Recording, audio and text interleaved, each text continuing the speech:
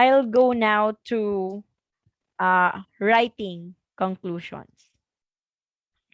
So in writing conclusions, in qualitative data, my fellow colleagues, um, we have to be mindful. Ano po? Because as mentioned by Yin, it is still part of our data analysis phase. Um, Most of the time, the danger is this. People will say that in qualitative data, uh, we don't need to have you know, a conclusion that is not generalizable. So definitely, yes, we don't usually aim for that. Ano po? Um, Definitely, whether you are having quantitative or qualitative research, most of the time, your research should have one or more conclusions.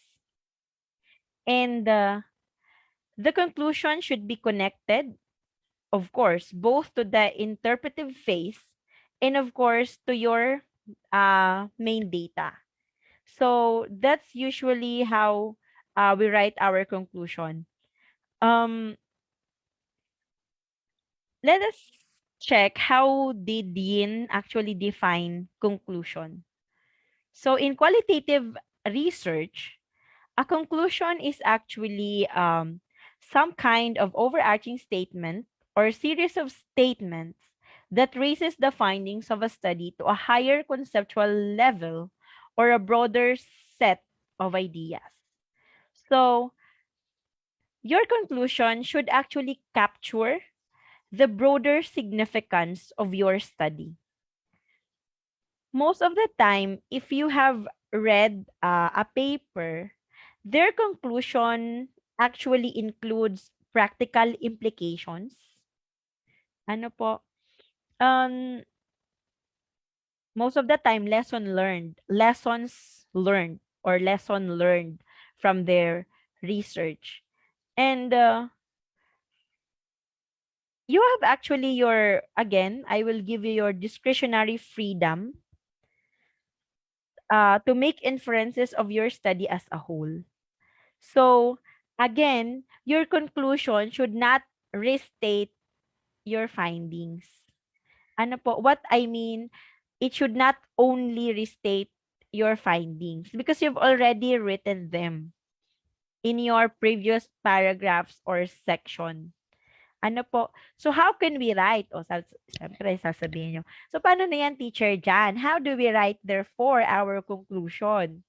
Paano nga ba natin siya sinusulat? And most of the time, apart from this is one of the most important section, of course, all section is important in your paper.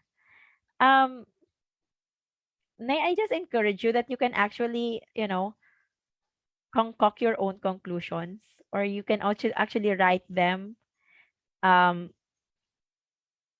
differently from any of the examples that I will be sharing with you today. So again, this is not prescriptive. I would just like to give you options. How do we write qualitative conclusions?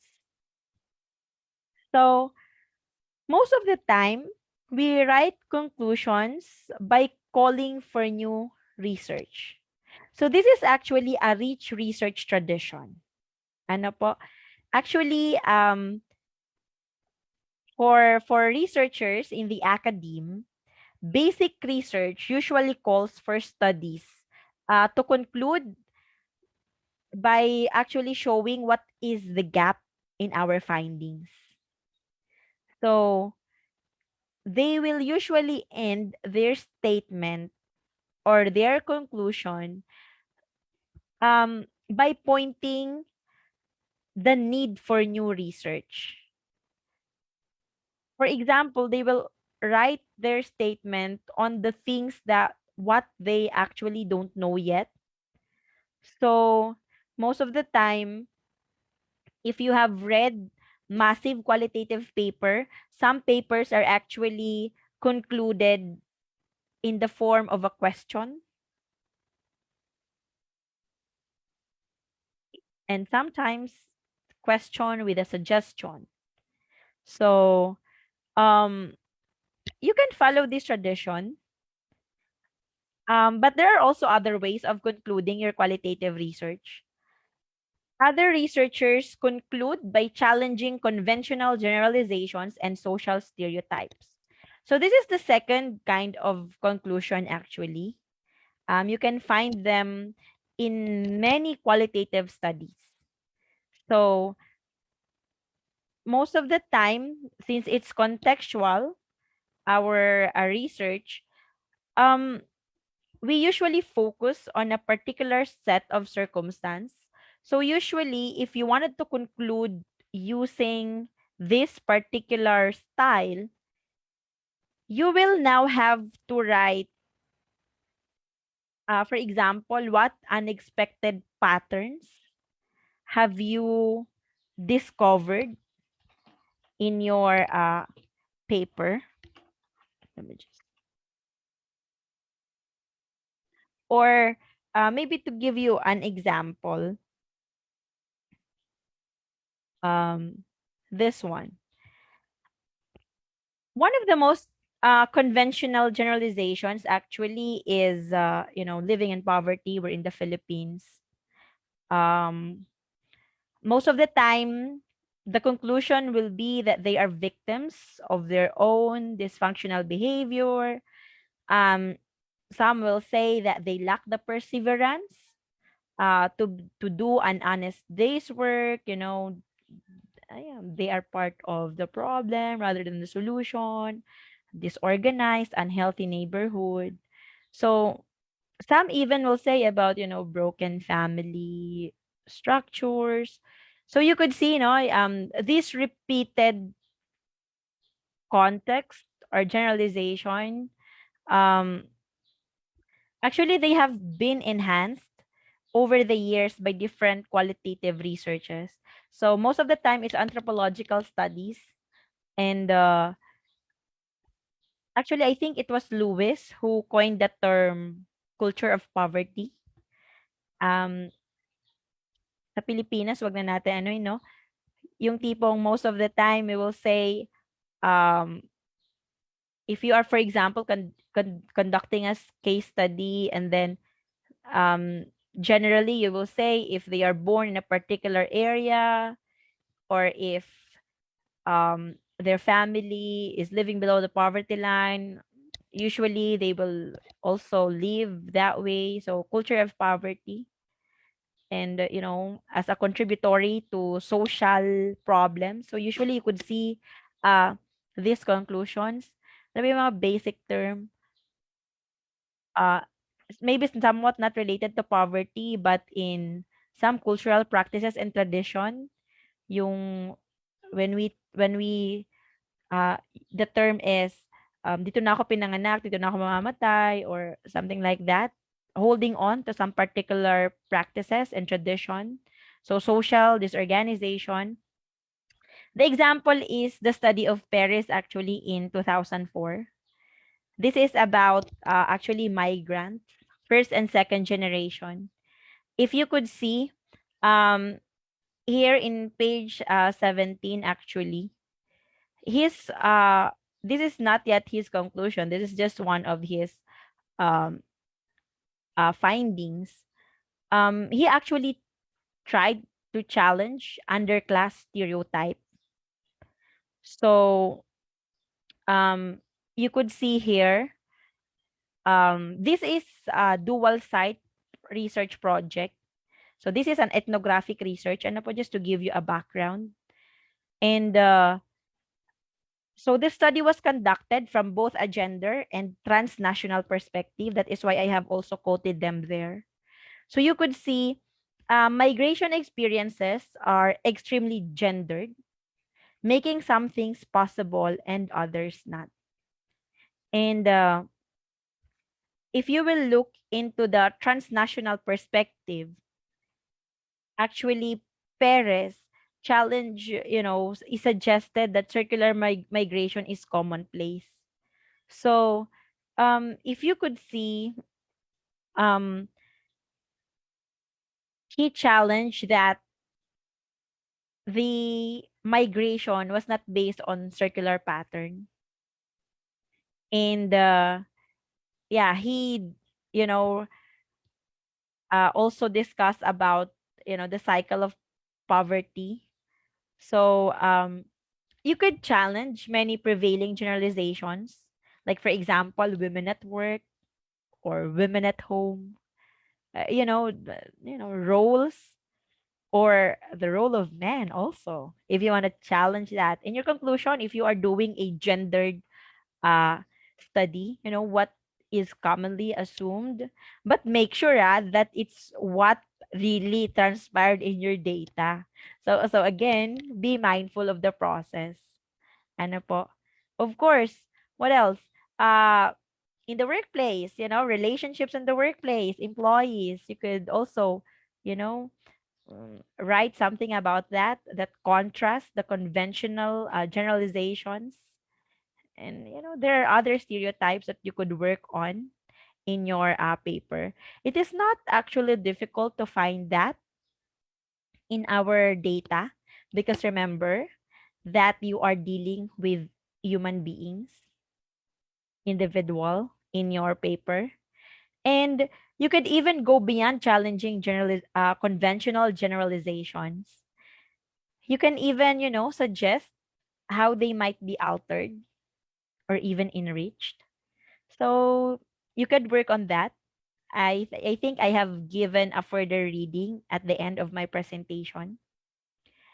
And of course, you can also, apart from concluding, by suggesting new research, by challenging stereotypes and generalizations, you can also conclude with new concepts, theories, and even discoveries about human social behavior. So, whether you are actually challenging conventional understanding or wisdom, most of the time we present new theories and our conclusion. So, this is actually the third kind of conclusion in qualitative studies. So, if you could actually read about, I think I have captured it, Anderson's Code of Street. Yeah, I think this is. I have actually typed it here. So Elijah Anderson actually in 1999, he has studied a particular place at a particular time. So he wanted to just study about the important aspect of urban culture. So in his conclusion, he said, the social consequences of persistent urban poverty and joblessness coalesce into acute alienation from mainstream society and institutions, especially among the young. So definitely, he even claimed that most public manifestation of alienation is the code of the street. So, you can create and test new construct. There's nothing wrong with that. And um, his study just described the features of the neighborhood. So yung level niya nga of category is more on description. And he was able also to present the lives of the families, and then how they cope with, the everyday crime and the law. But he was able to provide concrete evidence, no? Hindi na siya nag-level 3 or level 4. But he was able to provide concrete evidence of the code of the street that he was referring to. And he, readers, personally, I appreciate his theoretical construct in terms of understanding urban culture. So you could actually explore on that as well if you are going to uh, conduct qualitative study. And then, of course, the fourth, uh, yeah, the fourth example, also, this is also another example, by the way, of the third type, which is you suggest new ways of thinking or theories. So, for example, in terms of suggesting new ways of thinking, one example is the study of Valentina Napolitano. So this is also about a neighborhood. I think it's the largest urban center. So just correct me if I'm wrong. And what is actually interesting is the coining of the term, you know, I mean, she has actually thought about uh, culture as an open-ended and unfinished process. So in her study, she did not present a standard, the standard description or anthropology of what a barrio is, but she create her own framework. So I think you could also do that if I may encourage you. And of course, in terms of discoveries, um, this is uh, also another study wherein Warner and Lunt actually coined the term upper class, lower upper class, upper middle class, the socioeconomic classes. The I think this was, yeah, it's in 1941. Until now we're using the term lower class, middle class, upper class. So they coined that term in their study. So yeah, it could be a discovery. So um it's about the stratification of society. The fourth kind of conclusion actually that um you could also employ is concluding by making substantive propositions. I have been mentioning about substantive analysis. After that, you you can take a stronger posture and do some or write some substantive propositions. So you will now explain the key facet of your study. Other qualitative researchers, if they want to make substantive propositions, they even make predictions. Um, I think it was Libo's study about homeless people. I think yeah, and she said, and I quote, "Homeless people are homeless because they do not have a place to live." So this is her proposition in her study, and her claim is just simple. It's just homeless. Homelessness is actually the result of people's maybe lack of employment, mental conditions. But again, she has her data, ano po. And other studies, it could also qualitative studies also, yeah, tend to predict. For example, um, in terms of culture, when they, the sensibility of economic progress, for example, and when people are actually mixed together, how could they um you know in a sense cultural or economic growth of a certain organization or a certain community. So usually you make substantive statement. Of course, you also conclude by generalizing to a broader set of situations. So this is the final kind of conclusion that you could read in qualitative research and that you could also do. So, this is now actually a process of analytic generalization. And this is where you consider all of the data and the processes in your study. Particularly, this is where you actually hypothesize and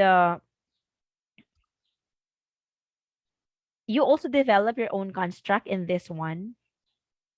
So I think that perfect example of you could read on Allison and Zellico um, about the single missile crisis. If not, you could also read about Valenzuela's study on immigrants. This is about actually subtractive schooling and how the language actually limit the participation. And of course, you also have Adrian. This is the latest in 2006. This is about um, the bridal industry. So you could actually read that. It's an interesting study. So yeah, it's about the globalization of the bridal industry. Um, we don't have the rigor of the experimental methods and the statistical generalization when we talk of generalizing to a broader set, ano po, in qualitative data. But we could assume in our, in our paper, and they are actually also parallel with the quantitative generalization, um, but not in the terms that this is more so of relatability of the data, meaning, just similar findings, for instance, but it's not actually, conclusive in such a way that you cannot say that it's statistically significant like what you do in statistical generalization. But yeah, it's more on the relatability of data. So maybe yeah, before I end, I would like to give more time for Q&A this time. Let me just emphasize on the different key terms in qualitative data analysis. I have been mentioning uh this morning over and over again. As I've mentioned, you have your analytic induction, and this is actually the process that we do when we do systematic examination of our qualitative data. And when you observe the process that was presented by Miles and Huberman, by Creswell and by Yin, this represents qualitative or analytic induction. And then as your coding is your label, your memoing is your methodological notes or your, recording of your ideas while you are actually conducting your study. That's your memoing. Abstracting is when you conceptualize your data at a higher level, comparing, of course, similarities and differences. And let me just also give a review on this one. Though I have defined most of this design, they have also their own way or their approaches of analyzing. As I've mentioned, grounded theory analysis, they grounded theorists usually follow a certain type of coding. It could either be the open coding, actual coding, selective coding, and process coding. So, you know, you want to generate an abstract here in your grounded theory analysis. So you focus on what is actually central to your data, and you follow um, different approaches in the analysis of your theory. So yeah. And then of course you also have your narrative analysis. So what you wanted to do in narrative analysis is you really wanted to preserve the stories of the character that you invited in your research. So most of the time, you also do content analysis in this one. We call them the qualitative content analysis. So in narrative analysis, you wanted to um, maintain the form, meaning the statements and the observations of the researcher should also be, taken um, well or considered well in your analysis. Also, you have your ethnomethodology and conversation analysis. So, there are different approaches in ethnomethodology as well. And most of the time, we explore shared meanings because remember, it's conversation. And we also look into the social norms. If you are following the, of course, the conversation analysis or ethnomethodology, and the most important, key player in this particular analysis is the language. Ano po? And it is really, you know, central in ethnomethodology and conversation analysis. I know you've heard of discourse analysis. We use them differently. So most of the time we interpret the nature of discourse.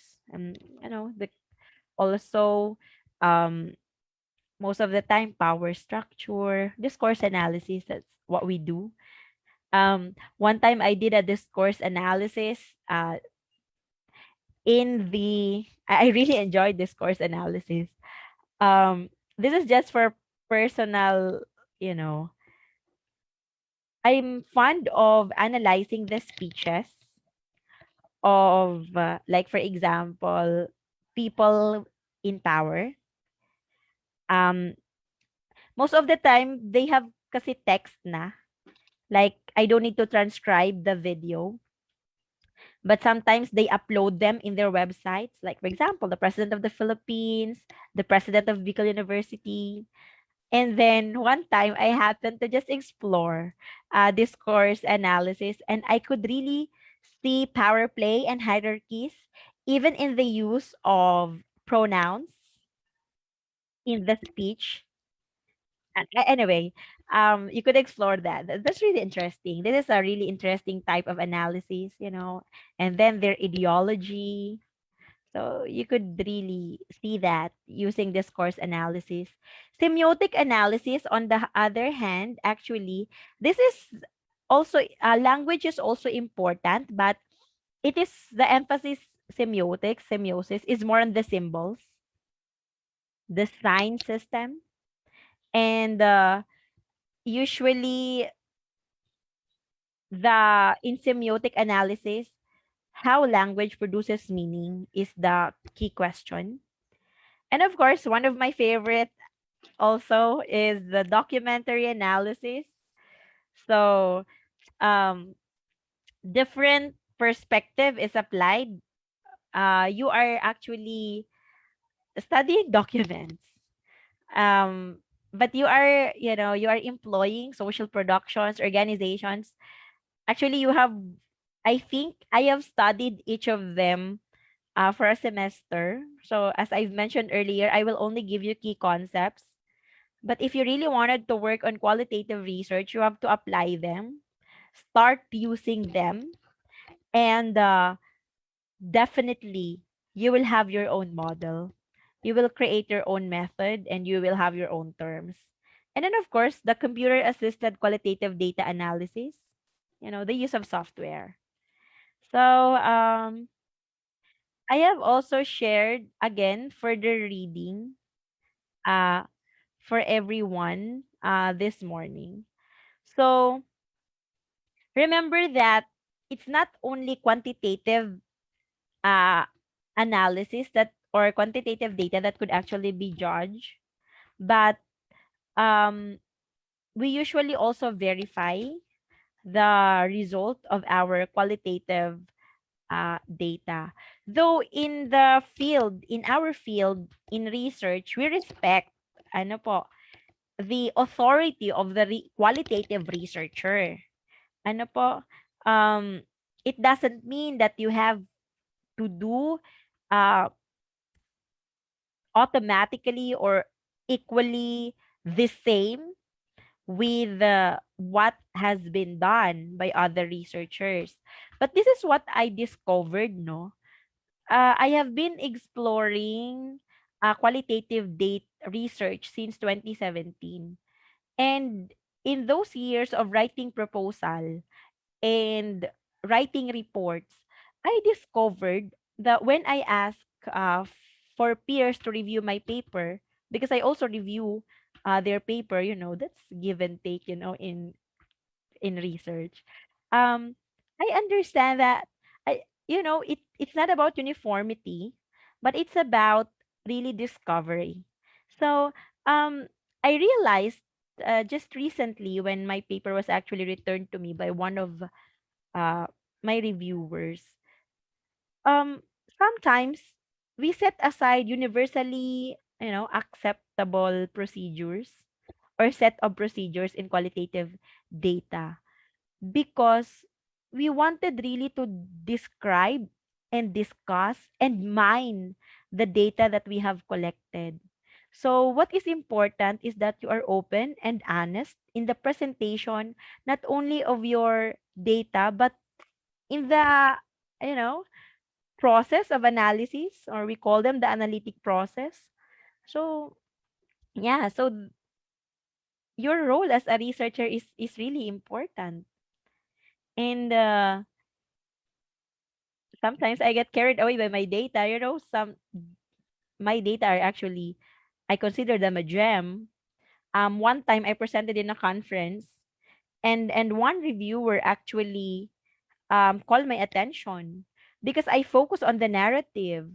But um, she, being a seasoned researcher, she looked into the images in my data, in the diagram that I was able to present, and she told me that I could have written more and I could have done more. So you see, it's about the lens. In qualitative data analysis, it's how you view the data and the process. And I respect however you will judge your data yourselves. Ano po? Again, your research is your craftsmanship. It is our craftsmanship. So, maybe, di po ba, ano, um, there is a poor craftsmanship maybe, or a poorly crafted, um, things or tool. And however, the issue is we don't stop evolving in terms of qualitative research. I observed in the initial study of Yin, before he was able to really craft a good standard in case study research design, it's not as polished as what he has written in the recent years. But if you go, it starts with of course, the single step that he tried. And then, of course, most of the time we judged, partially. But don't forget to tell a story in your qualitative report. Ano po? So, it's not an issue of, a universally accepted criteria. But it is how you judged kasi your data eh. Of course, skillfully. And just ask yourself if does your analysis make sense? Because you can identify, and you can even identify the organization of your data. Is it really convincing? Is it interesting, provoking? If you're planning to conclude by challenging generalizations and assumption. So don't forget to explain the how and the why. I will always share this with my students. No matter what level you are in, whatever approach or design you wanted to do, always go back to explaining the why and the how of your paper. That will represent the rigor of your study. So we don't have a specific criteria in judging the quality of a qualitative analysis, but most of the time, qualitative designs are actually used to improve policies and even processes. So it should always fit with your, with of course, with your methods, with your design, with everything, with all of the phases of a qualitative research design. So again, each qualitative study is unique, as you are unique, my dear researchers. So it will depend on your, of course, on your skills, on your training, on your background, but your humanity, your you being a human, yeah, human factor is also the greatest strength of a qualitative research. And at the same time, it could also be a fundamental weakness. So just be mindful. You are a two-edged sword in qualitative research. So maybe just a few tips. Um, as I've mentioned, if I plan when I am planning to do a qualitative research, we usually start the analysis right away. Ano no po? We always keep our running notes. We don't wait until we collect the data. Ano po? Again, even just the planning of the tool, you write notes, yeah, write everything. And in qualitative research, I cannot overly emphasize that we involve more than one person. We collaborate. Three may be better. Two is also okay. But qualitative research is not a solitary process. Ano po? We always need to cross-check, you know, I don't know. I think it's in science, cross-fertilization. Even in ideas, maybe we could also do that. The limitations of one person could also be, addressed by another person. And don't forget to leave enough time and money for analysis and writing. Again, qualitative research is time consuming, but it's always worth it. Time, thought, weeks, effort, budget. But we have now, as I mentioned last time, we have now ways of collecting data online, but it's still different when you observe them. And then, of course, be always selective in using software. There's nothing wrong in using software. Actually, they help us in making things easier. But make sure, you know, um, either you will be using a word processor, either you will use a word retriever, um, text-based manager, code-based theory builders, whatever program you will use, just be mindful of justifying why you use them. So you need to invest properly in your qualitative research. So yeah, I think I will give enough time for Q&A this time.